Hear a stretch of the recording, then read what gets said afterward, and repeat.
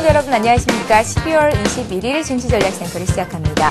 어제 우리 군이 연평도 해상에서 사격훈련을 실시하면서 금융시장이 출렁거렸었는데 우려는 찻잔 속 태풍에 그치며 증시가 강한 뒷심을 발휘했었죠.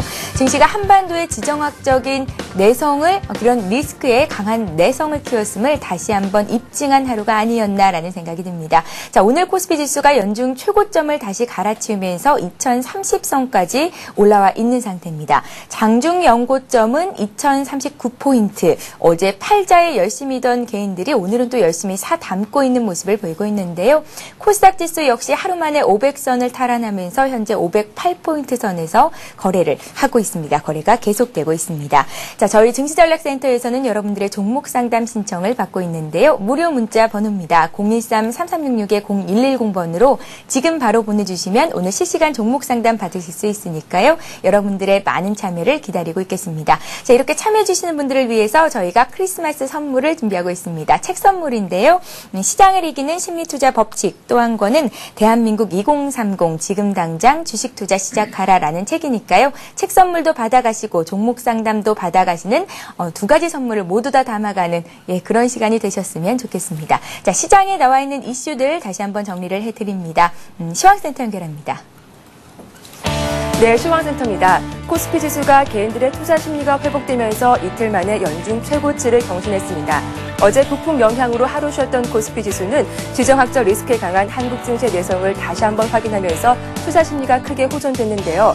간밤 뉴욕 증시는 유럽 국가들의 재정 위기 우려가 번지면서 혼조세로 마감했지만 국내 증시에는 그 영향이 제한적으로 나타나고 있습니다. 먼저 이 시각 코스피 흐름부터 살펴보겠습니다. 현재 코스피는 15포인트 상승하 2035포인트 가리키고 있습니다. 오늘 출발은 2035포인트로 출발했는데요. 개장 직후 2039포인트까지 오르면서 연중 최고치를 기록하기도 했습니다. 오늘 지수가 2030포인트 위에서 마감한다면 지난 2007년 11월 7일 이후 최고치를 경신하게 되는 건데요.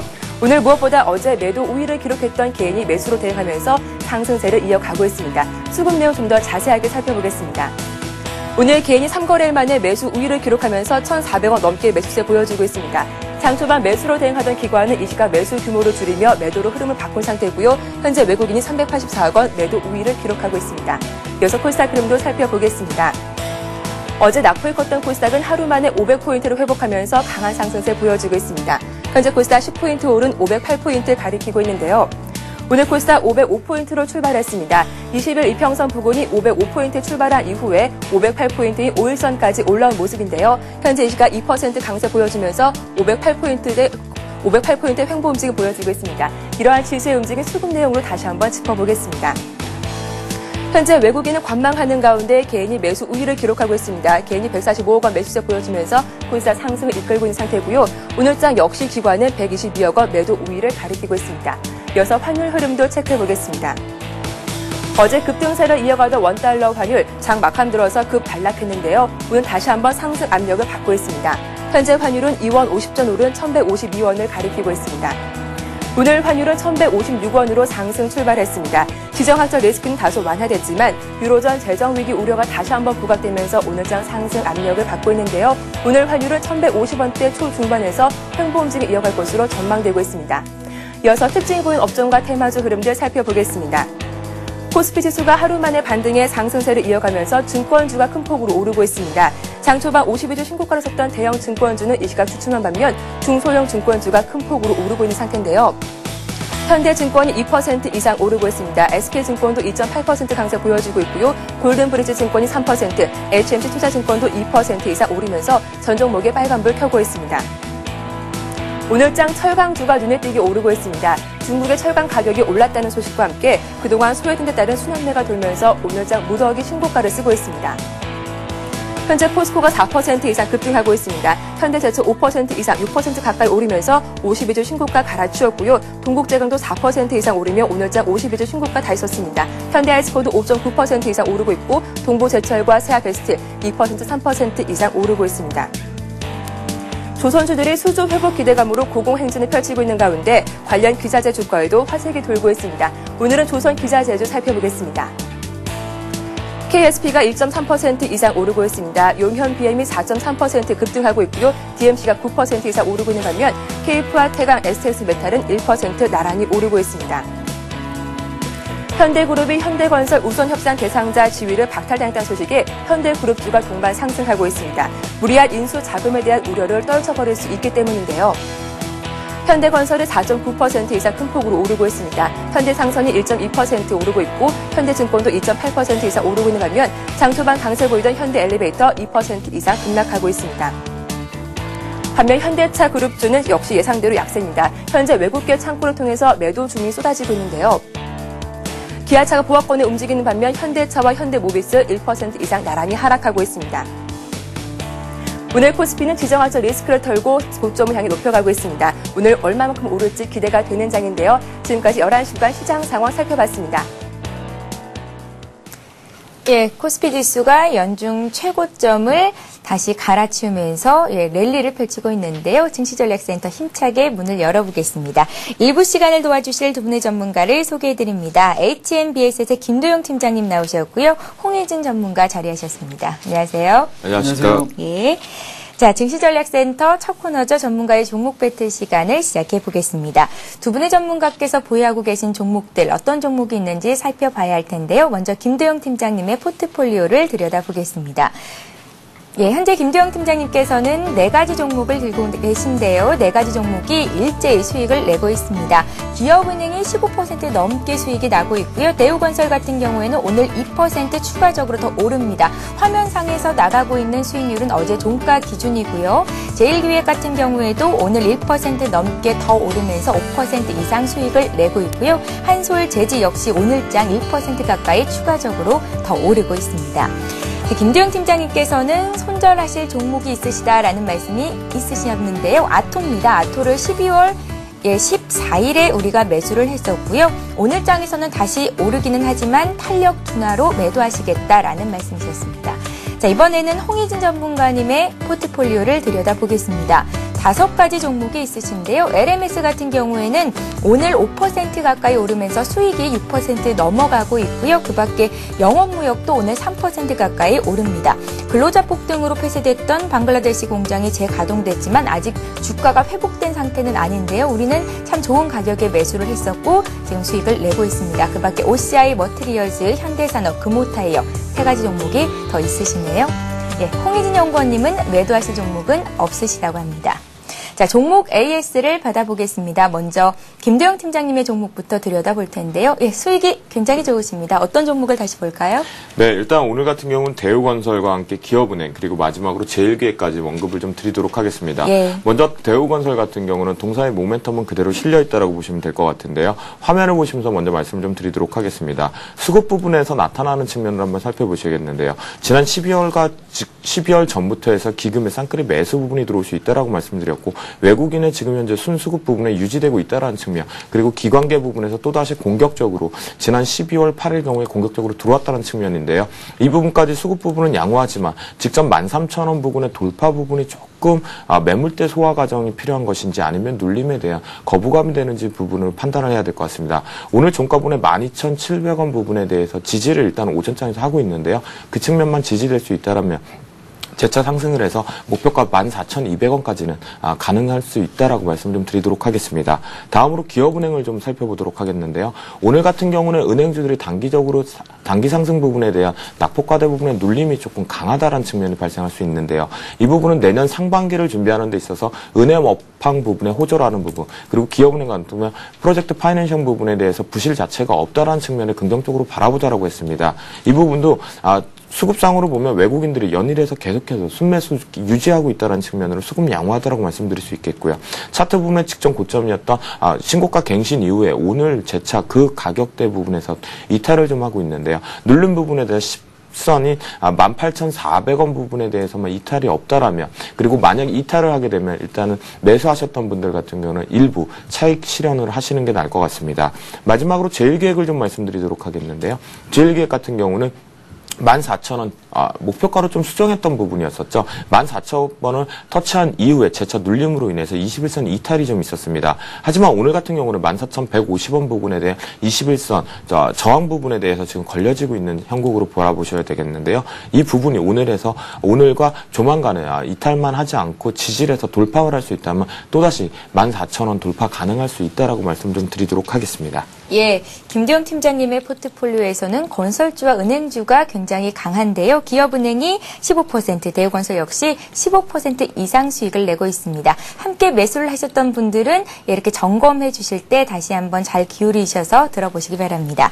자, 이번에는 홍희진 전문가님의 포트폴리오 내 종목 AS를 받아봐야 할 텐데요. 어떤 종목을 살펴볼까요? 네, 먼저 LMS 살펴보도록 하겠습니다. LMS는 제가 지난번에 이제 모바일 기기 관련해서 수요가 증가를 하면서 이제 소형 프리지 시스템에 대해서 세계 점유율 1위인 업체인 LMS에 좀 주목을 해보자라고 말씀을 드렸습니다. 예. 근데 하지만 최근에 이제 코스닥 시장이 좀 상대적으로 이제 코스피 시장보다 부각되지 못하면서 이제 부진한 흐름을 보여주었습니다. 하지만 저는 이제 주식을 보실 때 시장 대비 좀 강한 종목을 보셔라라는 말씀을 좀 드리고 싶은데요. 저는 코스닥 차트 흐름 한번 보시도록 하겠습니다. 최근에 코스닥 흐름을 보신다면은 코스피 대비 상대적으로 상당히 약한 흐름을 보여주고 있습니다. 지속적으로 하락의 흐름을 보여주고 있는데 지금 LMS의 흐름 같은 경우는 코스닥의 시장의 부진에도 불구하고 상대적으로 좀 강한 흐름을 보여주고 있죠. 이렇다는 얘기는 시장이 어느 정도 안정 시 추가적으로 상승할 수 있는 힘이 좀 강하다고 생각을 하시면 될 것 같습니다. 그래서 오늘 같은 경우도 지금 4%대 지금 상승을 보여주고 있는 상황에서 너무 그 시장에 좀 집중을 하는 것이 이게 좋겠다는 판단이고요. 일단 목표가는 지난번에 제시해드렸던 2만 원까지는 충분히 도달할 수 있는 가능성이 있다고 지금 생각이 되는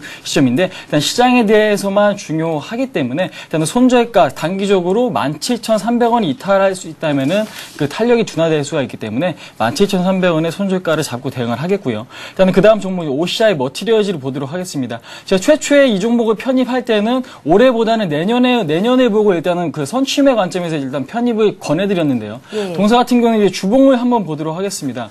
주봉을 보신다면은 지난 2009년의 고점이었던 10만 원권을 지속적으로 지지를 하는 흐름을 보실 수가 있을 겁니다. 최근에 들어서 이제 외국인의 지분율도 끝까지 지속적으로 상승은 하는 흐름도 또한 이제 긍정적이라고 생각하시면 될 것 같은데 이러한 조정의 흐름이 마무리된 뒤에는 급격한 상승이 있을 수가 있는 종목이기 때문에요. 점유율 또한 세계적으로 그 35%에 육박을 하는 특수가스 제조 업체이기 때문에 앞으로의 뭐 반도체라든지 태양전지라든지 또한 이제 AM, OLED에 대한 성장성들을 고려하신다면은 충분히 선취매 관점으로 생각하실 종목이라고 생각이 되고 있고요. 최근에 또 지금 다음 종목을 지금 보여드리도록 할 텐데요. 영업무역이라는 종목입니다. 최근에 그 앵커님께서 말씀하셨다시피 노사 문제로 좀 안 좋은 폭동이 일어나면서 공장 폐쇄까지 가는 좀 극단적인 상황까지 가는 그 상황까지 갔었습니다. 하지만 주가는 어느 정도 하방 경직을 보여주면서 안정화되는 흐름을 보여주고 있는데요. 어저께 뉴스에서 나왔었습니다. 그 노스페이스라는 브랜드가 아웃도어 최초로 5천억 매출을 달성을 했습니다. 이제 그쪽 관련된 이제 OEM 업체인데요. 동사의 경우도 매출이 지속적으로 증가를 할 수 있는 여건이 충분히 마련되고 있는 상황이고 그 폭동 이후에 외국인의 지분도 지속적으로 증가하는 상황에서 저는 현재 구간 너무 큰 우려보다는 지금 그 갭 구간이죠. 11,000원부터 11,200원 구간까지의 돌파만 있다면 추가적으로 상승 탄력을 충분히 받을 수 있는 종목이다라고 보고 있기 때문에 지금 하방 경직으로 1,400원 정도만 지켜준다면 크게 무리가 없는 종목이다라고 생각을 하시면 될 것 같고요. 현재 시장 대비 그렇게 부각이 되고 있지 않은 종목이긴 하지만 저는 기다리신다면 충분히 수익률을 내줄 수 있는 종목이라고 생각을 하고 있습니다. 예. 홍희진 전문가님 종목 AS 하실 때 굉장한 자신감이 느껴집니다. 같이 매수를 하셨던 분들은 큰 걱정 않으셔도 되겠다라는 생각이 드는데요. 자, 이렇게 해서 김대영 팀장님과 홍희진 전문가님이 들고 계신 포트폴리오 내 종목을 살펴봤고요. 자, 이번에는 새롭게 포트에 편입하실 종목이 있으시다는 김대영 팀장님의 종목을 먼저 들어보겠습니다.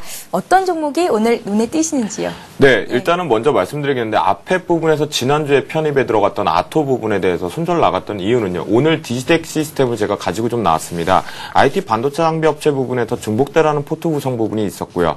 그리고 저희가 매수했던 가격이 아토 같은 경우는 7,850원 부분에 조금 낮은 금액이 지금 형성이 되어 있는데요. 수급 부분에서 탄력 둔화 부분을 이제 언급드렸다는 측면이고 실적 부분 대해서는 아토도 여전히 가져갈 수 있다라는 부분에 포트 제외 부분에서는 편입 바꾸기 위해라고 말씀드리도록 하겠습니다. 오늘 가지고 온 디지텍 시스템 같은 경우 동사 같은 경우는 여러분들이 모두 다 알고 계시는 시초의 스마트폰 같은 경우 담합 방식으로 우리나라에서 진행됐던 업체 중에 실적 가시 부분에서 좋았던 업체였었죠. 하지만 정전 방식으로 변경이 되면서부터 그것의 후발주자로 들어오면서 선발주자로 들어왔던 멜파스에 대한 상승 모멘텀이 좀 실려 있었고요. S맥과 그리고 디지텍 시스템, 리진 디스플레이 모두 다 정전 터치 방식 쪽으로 지금 우회를 하고 있는 측면인데요. 디지텍 시스템도 그렇게 해서 바라보시면 될 것 같습니다. 어제 같은 경우는 시장이 밀린 가운데 디지텍 시스템 같은 경우도 동반해서 개인들의 매물 차익 매물이든가 실망 매물들이 좀 쏟아지는 측면이 좀 있었는데요. 그것을 고스란히 수급 차트에도 화면을 보시면서 말씀드리겠는데요. 종목별 투자자 부분에서 외국인과 기관이 쌍끌이로 순매수로 받아들였다는 측면의 저가 부분에서 순매수 들어왔다는 측면으로 보시면 될 것 같습니다. 그런 부분에 오늘 공격적으로 시초 부분과 함께 외인들의 수급으로 해서 따라오고 있다는 측면에서 공격적인 순매수 전략으로 보시면 될 것 같은데요. 차트를 보시면서 좀 말씀을 드리도록 하겠습니다. 4분기의 실적 부분에 대해서 가시될 수 있다는 측면도 발생할 수 있고요.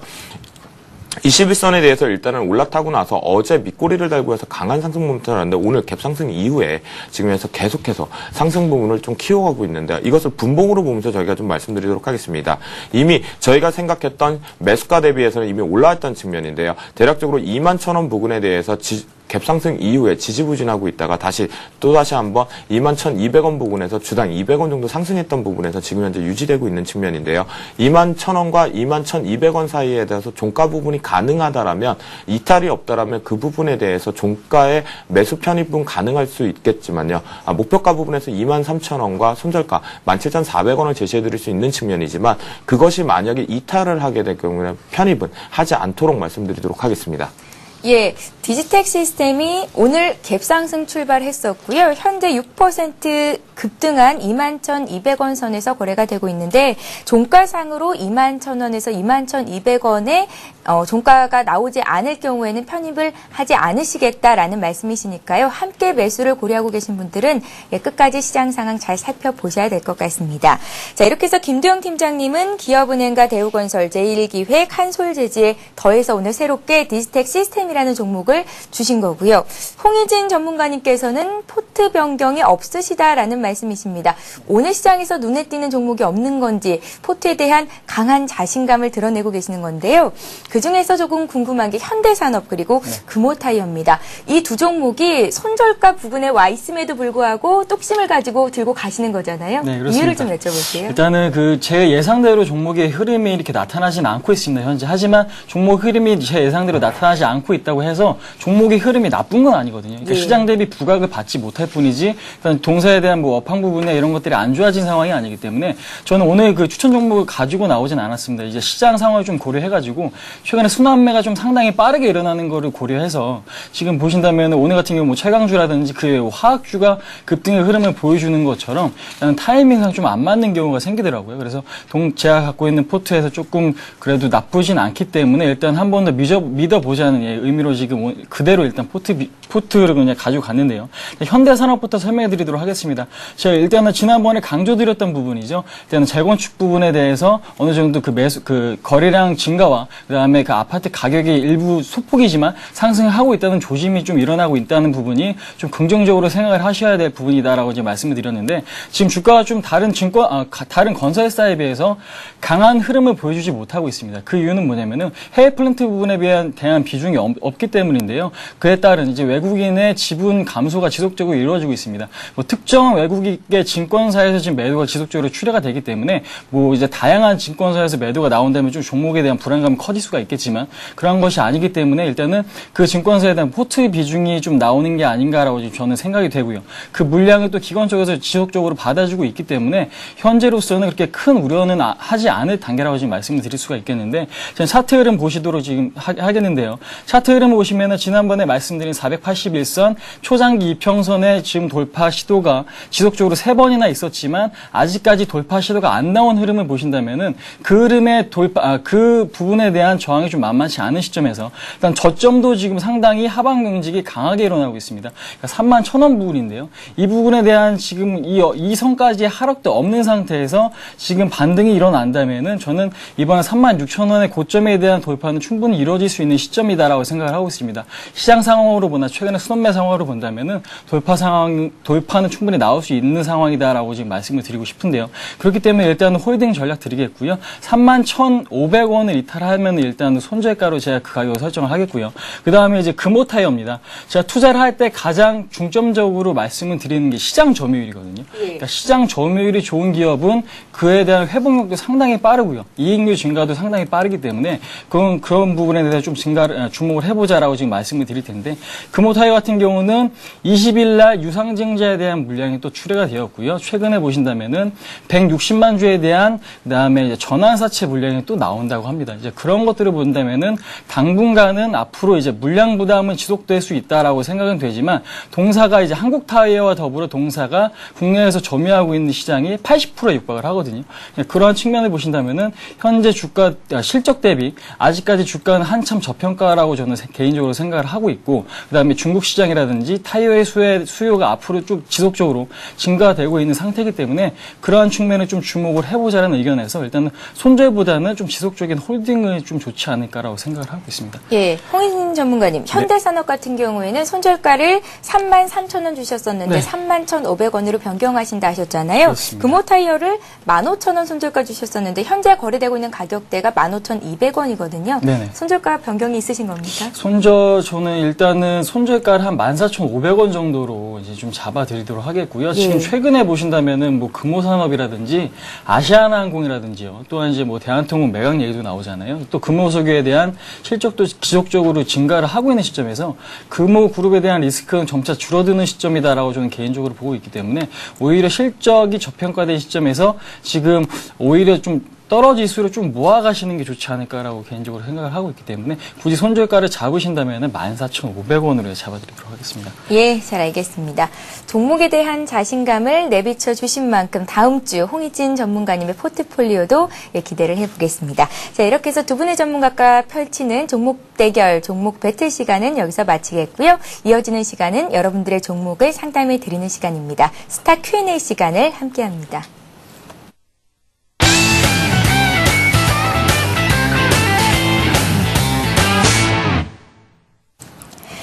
예, 스타 Q&A 시간을 시작합니다. 무료 문자 번호 013-3366-0110번으로 여러분들의 종목 상담 신청을 받고 있는데요. 무료로 문자를 보내실 수 있는 번호고요. 참여해주시는 분들을 위해서 저희가 책 선물도 마련하고 있으니까요. 많은 분들의 참여를 기다리고 있겠습니다. 자, 먼저 상담을 해드릴 종목은 코프라라는 종목인데요. 9958님께서 문의를 하셨습니다. 9,490원에 30% 정도 물량을 가지고 계시다고요. 계속 보유를 해도 괜찮을지 여쭤보셨는데요. 김도영 팀장님께 여쭤보겠습니다. 상장한 지가 얼마 안 된 종목인 것 같습니다. 네, 일단 코프라 동사 같은 경우는 지난 11월 12일 날 신규 상장했던 종목이라고 말씀드릴 수 있겠습니다. 동사가 지금 사업권을 영유하고 있는 것은 고기능성 플라스틱 부분인데요. 이것의 주 매출처는 바로 자동차 경량화 부분에 들어간다라고 보시면 될 것 같습니다. 하지만 자동차 경량화 부분에 대해서 지금 앞다퉈서 자동차 산업과 그리고 사업 부분에서 만들어내려고 하는 가시 부분은 발생할 수 있지만 아직은 조금 그것이 실제로 가시화되기에는 내년과 내후년 조금 길게 보자라고 좀 말씀 좀 드리도록 하겠습니다. 신규 상장 같은 경우는 공모가 자체가 지금 7,000원 부분에서 형성이 되었는데요. 그날 시초 형성과 함께 14,000원까지 해서 100% 이상의 수익 구간에서부터 차익 매물들이 계속 연거푸 나왔다는 측면을 보시면 될 것 같습니다.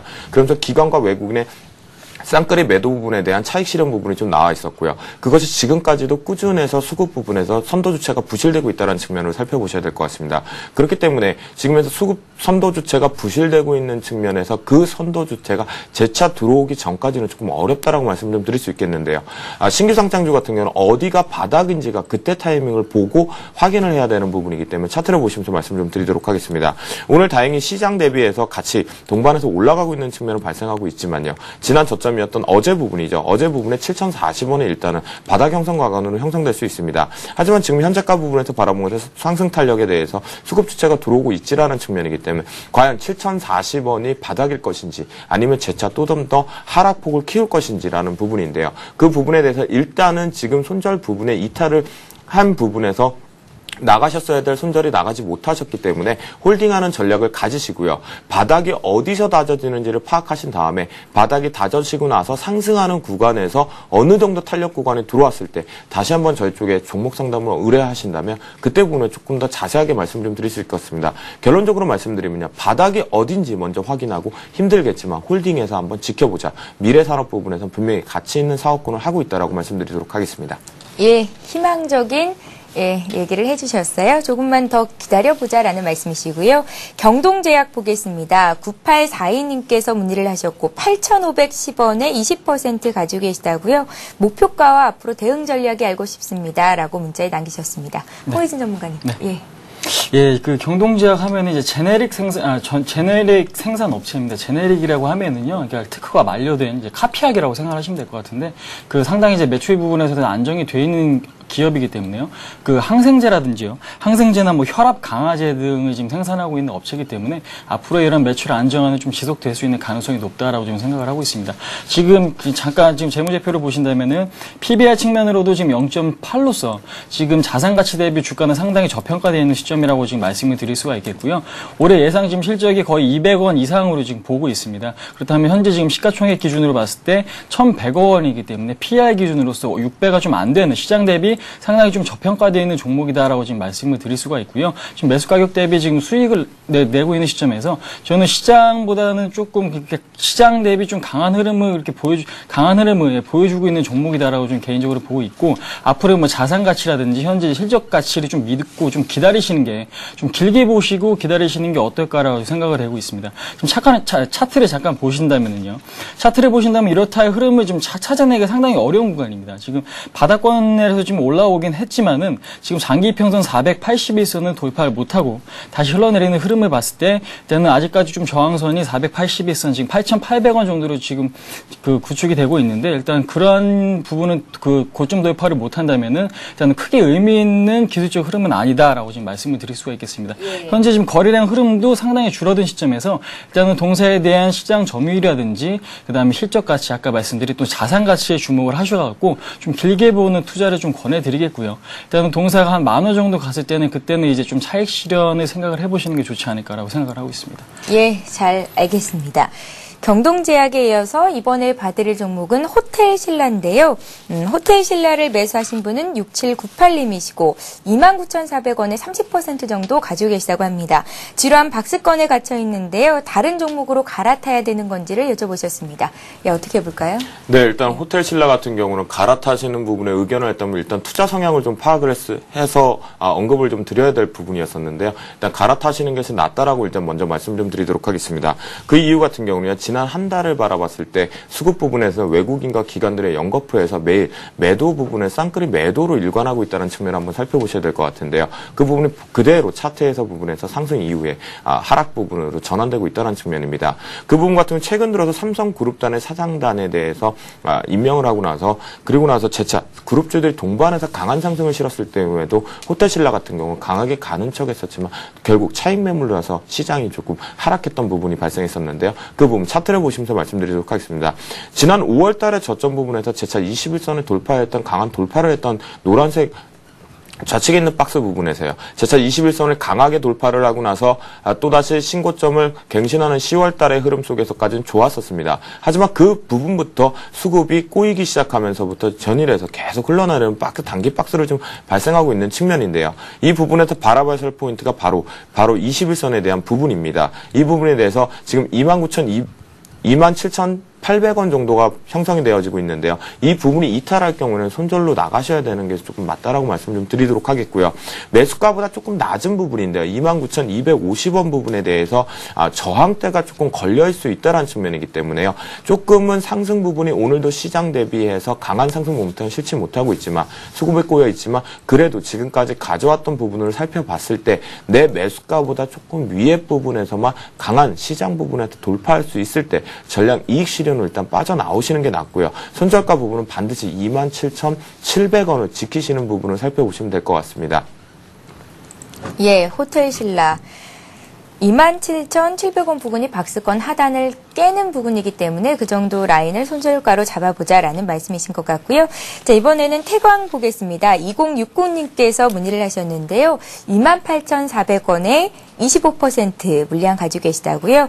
산지 한 달가량 됐는데 올라올 생각을 안 한다고 진단 부탁드립니다 하셨는데요. 홍희진 전문가님께 네. 드리겠습니다. 네. 예. 일단 태광하면은 이제 국내 거의 최고의 기술력을 가진 이제 피팅 업체죠. 피팅 이제 밸브 업체인데 이제 해외 플랜트의 수주 증가와 이제 조선 쪽에서 이제 수주 증가가 앞으로 이제 매출 증가에 상당히 기여할 수 있다라고 생각을 하시면 될 것 같습니다. 하지만 수급적으로 보신다면은 최근에 코스피 시장 대비 코스닥 시장의 부진으로 인해서 그러한 흐름 때문에 좀 강한 흐름을 보여주지 못하고 있는 흐름이다라고 생각을 하시면 될 것 같습니다. 지금 최근에 외국인의 지속적인 지분 상승은 또 긍정적인 요인인데요. 일단은 그 매수 가격 대비 손실폭이 좀 상당히 있으시지만은 비중이 크지 않은 상황에서 일단은 저는 추가 매수도 고려해 보시는 그 전략을 좀 드리도록 하겠습니다.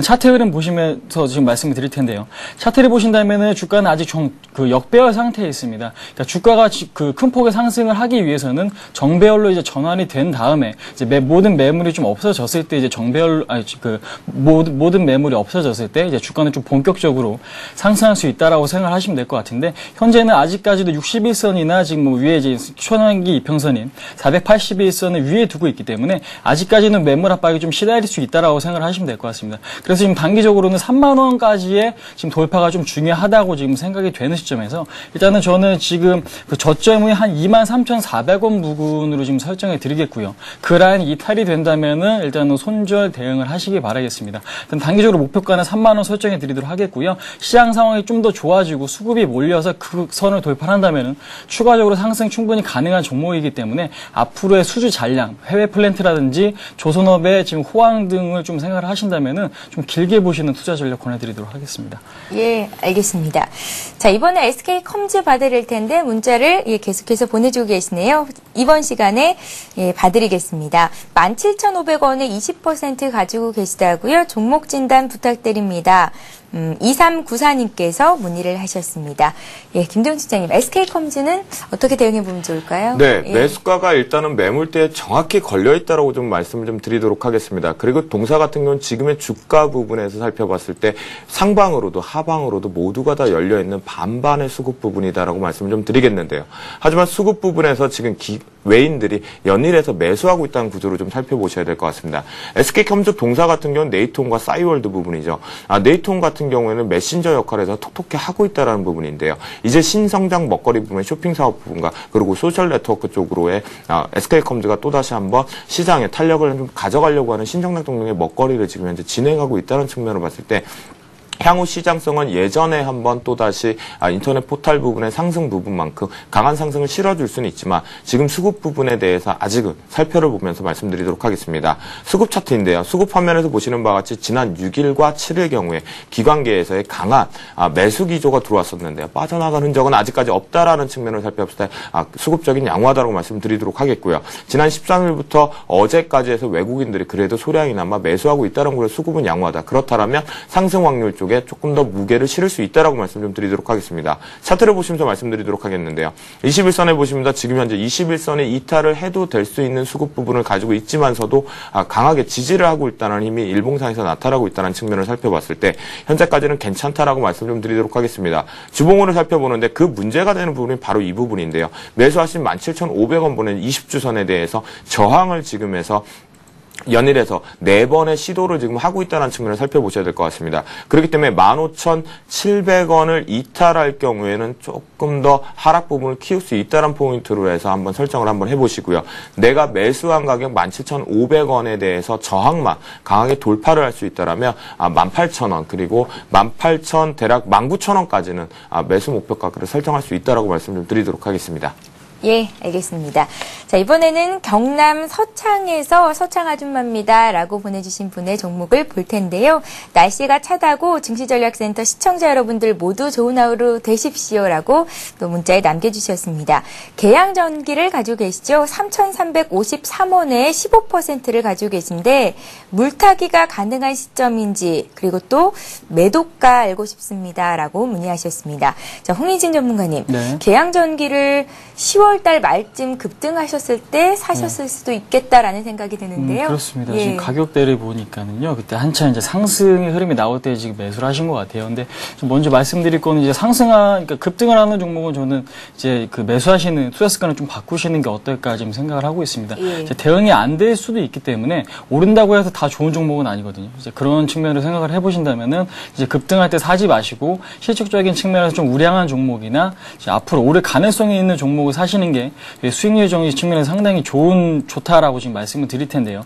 지금 동사 같은 경우는 자동차 뭐 엔진 공구나 뭐 전동 공구 이제 부품주라고 생각을 하시면 될 것 같습니다. 하지만 지금 마진율이 그 2% 미만이거든요. 그래서 매출은 한 해 한 1,500억 원의 매출을 기록을 하고 있지만은 주가는 그에 따른 좀 흐름이 일단 실적적인 측면에서는 상당히 좋지 않은 기업이다. 이제 마진율이 너무 낮기 때문에요. 이제 그런 측면을 좀 주목을 해보시면 될 것 같은데, 근데 하지만 이제 자동차 수요는 앞으로 좀 지속적으로 지금 크게 발전할 가능성이 매우 높은 시점에서 일단 그런 측면에 조금 주목을 해보자라고 지금 말씀을 드릴 텐데요. 차트 흐름 보시도록 하겠습니다. 차트 흐름 보신다면은 지난 전저점 이제 2,500원에 지금 그 지지를 좀 보여주고 있죠. 어저께 같은 경우도 아랫꼬리를 달면서 비록 음봉이 나왔지만 아랫꼬리가 나오면서 지금 오늘 같은 경우 좀 소폭의 상승을 보여주고 있는데, 일단 이런 측면을 고려를 해보신다면은 저점이 높아지면서 지금 주가는 단기적으로 반등을 보여주고 있다라는 측면에서 조금 더 저는 상승할 수 있는 움직임이 충분히 나올 수 있다라고 생각을 하고 있습니다.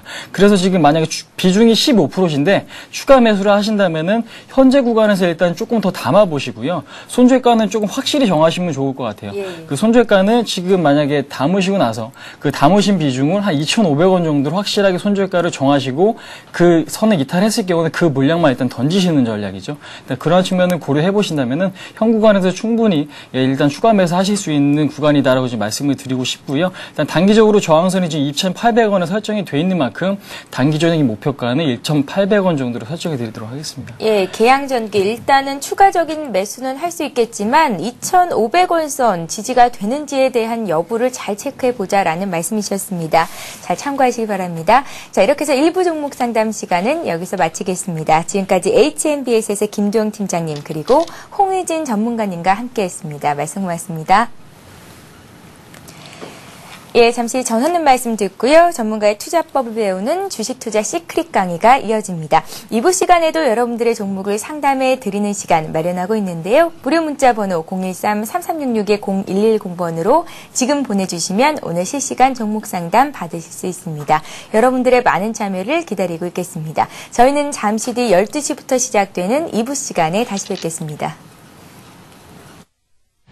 경제에 대한 넓은 안목이 요구되는 시대. 증권 전문가를 꿈꾸는 분들을 위한 서울경제TV의 야심찬 프로젝트. 증권 재테크 전문 채널 서울경제TV가 시청자와 함께할 유능한 증권 전문가를 모집합니다. 서울경제TV 방송 출연은 물론 회원들의 주식 상담과 온라인 장중 방송까지 증권 투자 전문가로서 성공할 수 있는 길. 서울경제TV에서 그 꿈을 실현해 보시기 바랍니다. 자세한 사항은 홈페이지를 참조하세요. 내 일상을 위한 최상의 선택. 서울경제TV 오후 생방송이 더 새롭고 다양한 코너로 시청자 여러분을 찾아갑니다. 센투자클럽 시즌2. 고수들의 숨겨둔 비법을 공개한다. 백전무패 고수의 관심 종목. 돈 버는 지름길. 성공 투자의 비밀. 핵심 전략만 쏙쏙. 더 많은 종목을 더 빠르게. 60조 스피드 종목 상담. 국내외 주요 뉴스와 시장 분석은 물론 맞춤형 재테크 전략까지 알아보는 센 경제 현장. 매일매일 새롭고 명쾌한 고수들의 강의가 이어진다. 대박클럽 시즌2. 내일을 위한 성공 투자 전략. 서울경제TV와 함께하세요.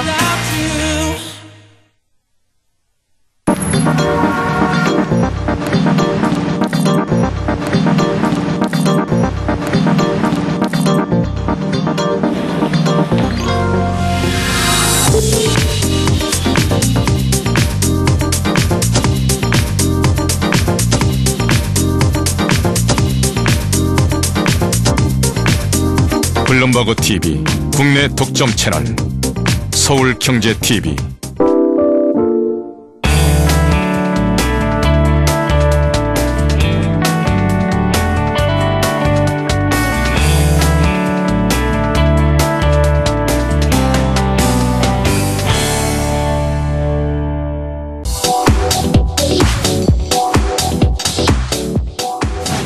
투자, 생존 본능, 미시움, 팜플리다, 검투사, 이면우입니다.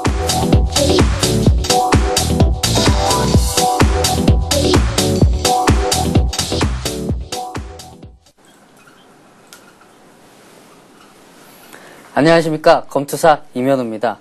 오늘 날씨도 쌀쌀하고 그러다 보니 좀 건조하고 그래서 목도 좀 칼칼한데요. 그래서 어머니께서 겨울만 되면 끓여주시던 칼국수가 상당히 생각이 나는데 또 시간대도 점심시간대죠. 자, 그렇지만은 주식시장은 살아있고 생명력처럼 움직이는 이런 주식시장에서 또 놀 수는 없겠죠.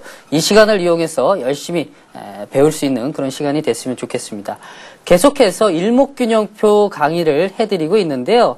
오늘 같은 경우에는 어저께 일목균형표의 전환선에 대해서 말씀을 드렸는데 워낙에 이츠모쿠 산진이라는 사람이 한 몇십 년 동안을 그 철학이 담긴 내용들을 보조지표로 만들었기 때문에 시간 모자랍니다. 그래서 어저께 해드렸던 그 전환선을 마저 차트를 통해서도 말씀을 드리고 기준선으로 넘어가는 시간을 가져보도록 하겠습니다. 어제 전환선이 뭐라고 했죠? 계절마다의 바뀌는 시점, 전환되는 시점을 주역에서 뽑아와서 이츠모쿠 산진이 보조지표로 만들었다. 그렇다면은 차트상에서 전환선을 하향 돌파한다든지 한번 보면서 말씀드리는 게 빠르겠네요. 자, 차트를 한번 보도록 하겠습니다. 자, 지금 보고 계신 차트는요, 대우증권이란 차트고요. 그 일목균형표라는 요 보조지표를 누르면은 설정된 가격대로 그냥 누르시면 문제가 없습니다. 자, 요 시점대에서 제가 다양한 선들이 있는데 선들을 다 지어보고 우리가 어저께 배웠던 전환선만 남겨두도록 하겠습니다. 요 전환선을 조금만 더, 자, 보니까 여기 빨간색 선이 보이시죠? 이게 전환선입니다. 좀 확대를 해보도록 하겠습니다. 이 전환선이 캔들들이 전환선을 하향 돌파할 때 보통은 일반 전문가들께서 뭐 일목균형표를 봤을 때 그 주역의 원리를 모르고 하시는 분들 같은 경우에는 전환선이 하향 돌파됐으니까 그냥 매도를 해야 된다. 뭐 이런 얘기 정도 할 수 있는데 저 검투사와 함께 지금 강의를 배우신 분이라면 캔들이 전환선을 하향 돌파됐을 때는 계절이 바뀌었구나. 겨울에서 봄에서 여름으로 넘어가고 가을에서 겨울로 넘어가는 계절이 바뀌었구나 이렇게 생각을 하셔야 됩니다. 이것이 상당히 중요한 것이다라는 걸 말씀드리기 위해서 계속해서 숫자에 대한 부분들 주역에서 뽑아온 숫자들을 말씀을 드리고 있는 거죠. 이 이츠모쿠 산진, 이 보조지표를 만든 사람 같은 경우에는 한 40년간의 연구를 하면서도 동경대학교에서 아르바이트생만 3,000명을 고용을 하면서 동양에 있는 모든 숫자들을 다 조합을 해가지고 그것을 차트에 적용을 시켜보려는 노력이 있었던 거죠. 그래서 상당히 그 본질적인 부분들을 아는 것이 중요하다. 차트를 깨고 내려가서 선 긋고 이런 건 중요하지 않다. 그런 건 누구나 할 수가 있는 거니까 그 본질을 알아야 된다는 것을 강조드리기 위해서 말씀을 드리고 있고요. 자, 다시 한번 차트로 넘어가 보도록 하겠습니다. 자, 여기 보이시죠? 자, 이 시점대에서 좀 확대를 해보도록 하겠습니다. 자, 전환선이 캔들들이 전환선을 뚫고 돌파해서 올라가는 것 보이시죠? 자, 요 시점대. 자, 이 시점대는 어떻습니까? 상승으로 돌파한다. 계절이 겨울에 지금처럼 추운 계절에서 따뜻한 봄으로 올라가고 있구나 라고 생각을 하시면 되는 것이죠. 자, 그런데 이 전환선의 숫자가 뭐였다고요? 9라는 숫자였죠. 이것 역시 주역에서 뽑아온 숫자인데요. 가령 주역이라는 것은 일상생활 속에서도 우리가 알 수가 있다라고 말씀을 드렸죠. 우리가 결혼을 할 때 9라는 숫자는 상승할 수 있는 최대의 숫자다. 양의 기운을 가지고 있다. 그런데 이 9라는 숫자가 10으로 넘어가면서 음이라는 기운을 가지게 되고 10은 1이라는 양과 음의 조화가 이루어지기 때문에 뭔가 새로운 전환점이 일어난다. 그래서 우리는 결혼할 때 9수에는 결혼하지 않는다라는 것이 음양의 원리가 녹아있는 것이죠. 자, 이렇게 해서 전환선을 말씀을 드렸고요. 이번에 배울 것은 기준선이라는 것입니다. 자, 기준선에 대해서 하나하나 말씀을 드려보도록 할 텐데 칠판을 좀 보시면서 제가 쓰는 대로 쓰는 거 보시면 좋을 것 같습니다. 자, 기준선 26일로 구성이 되어 있고요. 제가 한번 쓰도록 할 텐데요. 26일로 되어 있는 이 기준선이 어떻게 나왔느냐가 중요하지 않겠습니까? 그런데 기준이라는 말뜻을 한번 보십시오. 전환선은 봄에서 여름으로 넘어가고 계절에서 계절로 넘어가는 시점대를 전환선이라고 했다면은 요번에 기준선은 자 보십시오. 자 선을 하나 긋습니다. 자 조금 더 우리 시청자분들이 좀 보시기 편하시게 좀 크게 해서 보도록 하겠습니다. 자 선을 하나 긋습니다. 아 이걸 말씀드리기 전에 요걸 빠뜨렸네요. 자 우리가 신년이 되면 뭐를 하죠? 자 좀 더 크게 쓰면서 말씀을 드릴게요. 신년이 되면 하늘과 땅 사이에 미래의 기준을 잡아서 미래를 알기 위해서 우리는 입으로 얘기를 하죠. 바로 이게 점을 보는 겁니다. 하늘과 땅 사이의 미래의 시점을 입으로 얘기하는 점을 보러 가는데 자 이게 마찬가지입니다. 우리는 기준을 잡는 데 있어서 하늘과 땅의 기준을 정한 선이 바로 이 일목균형표에 나온 것이 기준선이다 라고 생각을 하시면 돼요. 이것에 대한 얘기는 뭐 대한민국의 어떠한 전문가도 해주지 않고 있고요. 그것은 일목균형표를 전부 다 모르고 있기 때문이죠. 저도 그걸 알기 위해서는 주역을 알아야 되는 부분들이 있는데 저조차도 모르고 주역을 공부하시는 제가 무장님이라고 열심히 좋아하는 이 일목균형표를 공부하고 계시는 분에게 저도 배웠기 때문에 저도 잘 모릅니다. 그러나 이런 부분들도 모르고 설명하는 전문가들이 많기 때문에 이거라도 좀 가르쳐 드리기 위해서 하고 있으니까요. 바로 이 부분이 기준선이다 라고 생각을 하시면 돼요. 그런데 이 기준선이 26일로 나오는데요. 한번 26일을 한번 제가 숫자로 방정식으로 한번 풀어보도록 하겠습니다. 1년은 365일이죠. 그런데 공자시대 때 BC 700년경 뭐 지금 대략 환산해보면 한 2900년 정도 될 텐데 그때 주역에서 숫자가 1년은 360일이라고 나왔습니다. 적혀 있는 내용이에요. 근데 1년은 우리나라에 지금은 과학적인 지표는 365일이죠. 윤달이라든지 이런 부분들을 계산을 안 한 그런 숫자인데 이것도 다 나와 있는 내용이에요. 360일인데 1년은 봄, 여름, 가을, 겨울 4계절로 나눠지죠. 360일에서 한 계절이 4로 나오면 어떻습니까? 90일이죠. 4로 나눠지니까 90일입니다. 그런데 여기서 우리는 환절기라는 것이 있죠. 봄에서 여름으로 넘어갈 때 환절기, 여름에서 가을로 넘어갈 때 환절기. 이 환절기를 숫자에서 주역에서는 18일로 뽑아냅니다. 자 그러면은 한 계절이 90일인데 오리지널, 진정한 계절은 18일을 빼면 72일이 되는 것이죠. 자 다시 공식을 한번 쓰면서 말씀드리겠습니다. 360대 72 이렇게 해서 나오는데 그럼 주식시장에서의 계절은 어떻느냐? 우리는 지금 360일에서 일주일당 5거래일을 사용을 하고 있죠. 그러면 360일에서 1년은 52주, 5거래일. 그러면 260이죠. 자, 260입니다. 그런데 과거에는 주식시장이 6거래일이었는데 왜 5로 나누냐? 최근의 숫자를 도입하느냐? 라는 의문이 드실 겁니다. 그 얘기들은 시간 관계상 다 해드릴 수가 없어요. 그 부분들은 이제 앞으로 추가적으로 저랑 함께 할 수 있는 시간이 있다면 말씀을 드리도록 하겠습니다. 그래서 260일이야. 260일인데 그렇다면은 여기서 우리 중학교만 나오시면 다 할 수 있는 방정식이 나오는 겁니다. 그러면 주식시장의 계절은 어떻게 되느냐라고 X, 미지수를 두는 겁니다. 우리 시청자분들은 잘 모르시겠으면 연세가 많으신 분이라면 자녀분들한테 물어보시면 돼요. 자 이렇게 해서 곱하기를 하면은 X는 52라는 숫자가 나옵니다. 이게 바로 주식시장의 계절인 거죠. 자, 이 52는 바로 후행 스팬 52가 들어가는 것을 도출을 해낸 것이죠. 그런데 한 계절은 이게 한 계절이다. 봄, 여름, 가을, 겨울이다. 한 계절인 다시 우리도 아지만 초봄과 늦봄으로도 나눠진다. 초여름과 늦여름, 초가을, 초가을, 늦가을로도 나눠지죠. 이것을 다시 나누기 2를 하니까 어떻게 나오죠? 26이라는 숫자가 나옵니다. 자, 논리적이면서도 상당히 철학이라든지 주역을 이해하지 못하고선 이 일목균형표를 알 수가 없는 것이죠. 자, 그래서 제가 시간 관계상 다 못 해드리고요. 오늘은 여기까지 해드리고 또 다음 시간에 찾아와서 이것을 차트로 바로 설명을 하면서 적용하는 방법을 또 말씀을 드려보도록 하겠습니다. 저는 검투사였고요. 여기서 마치도록 하겠습니다.